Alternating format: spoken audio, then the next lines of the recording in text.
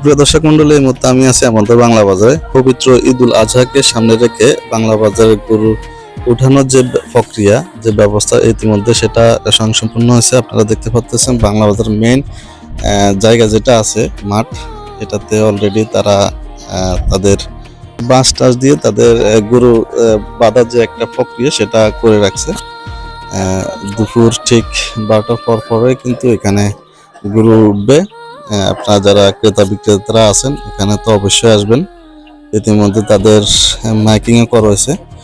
এছাড়াও আরও একটি জায়গা গরু রাখার যে ব্যবস্থা সেটাও করে রাখছে, সেটা হচ্ছে আমাদের কেজি স্কুল যেখানে ছিল, অর্থাৎ বাংলাবাজার ক্লিনিকের ওই মাঠেও কিন্তু কিছু গরু বাঁধার যে ব্যবস্থা সেটা করে রাখছে। মজলিশপুর কমিউনিটি সেন্টারের যে মাঠটা, এখানে আসলে অথচ ওই ময়লা টয়লার কারণে কিন্তু গরু উঠানোর ব্যবস্থা তারা করে নাই। আমি আসলে প্রথম না দেখে মনে করছি এখানে গরু উঠাবে। এছাড়া যে রাস্তাটা আছে, এই রাস্তাটাতে কিন্তু আমরা গতবার দেখছি হিউজ গরু উঠছে। রাস্তার দুই পাশে যে গাছগুলো আছে, এই গাছগুলোর সাথে গরুগুলাকে বাঁধার যে একটা ব্যবস্থা আছে, এখানে ইচ্ছা করলে গরু বেঁধে রাখতে পারবেন। এছাড়া বাজার মাঠটা তো আছে, ওইখানে হিউজ গরু রাখতে পারবেন। যদি আমাদের বাংলা বাজারটা একটু ছোট, এরপরও মোটামুটি ভাবে অনেক গরুই কিন্তু এখানে ওঠে এবং বাজার ওয়ারিশ কিন্তু 15-20টা পর্যন্ত গরু সেল হয়, যেটা আমরা বরাবর দেখে আসছি। তো এবারে আশা করতেছি এরকম কিছু হবে। মোটামুটি তারা তাদের ব্যবস্থা করছে, মাইকিং করছে, মানুষকে জানান দিচ্ছে যে এখানে গরু ছাগলের হাট বাজার হবে। ক্রেতারা বিক্রেতারা অবশ্যই এগুলো শুনছেন এবং এখানে আসবেন। আর আজকে মঙ্গলবার, আজকে হচ্ছে বাজার ডেট, বিকাল গণাগণে কিন্তু হিউজ মানুষ হবে এরকম একটা আশা করা যাচ্ছে। এবং এখানে আমি একটা কথা আগেও বলছি যে এই মাঠটা যদি কোনো রকম ঢালাই দেওয়া হয় তাহলে কিন্তু এখানে ময়লা হয় না। যখন গরু উঠবে আজকে কিন্তু এই মাঠের অবস্থা আরো খারাপ হয়ে যাবে। এই যে দেখেন, এখানে যদি গরু উঠে তাহলে কি অবস্থা হবে, পরিস্থিতি কিন্তু অনেক খারাপ।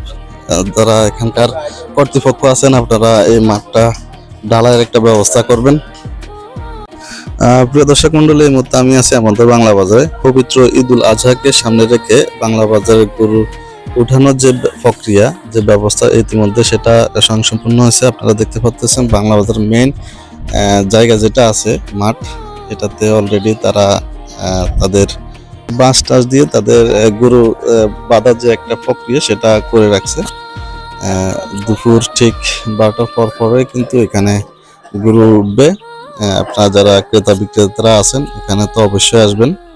ইতিমধ্যে তাদের মাইকিংও করা হয়েছে।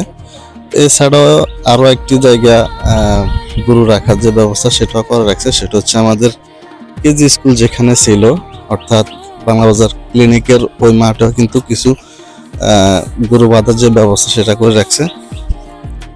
মজলিশপুর কমিউনিটি সেন্টারের যে মাঠটা, এখানে আসলে অথচ ওই ময়লা টয়লার কারণে কিন্তু গরু উঠানোর ব্যবস্থা তারা করে নাই। আমি আসলে প্রথম না দেখে মনে করছি এখানে গরু উঠাবে।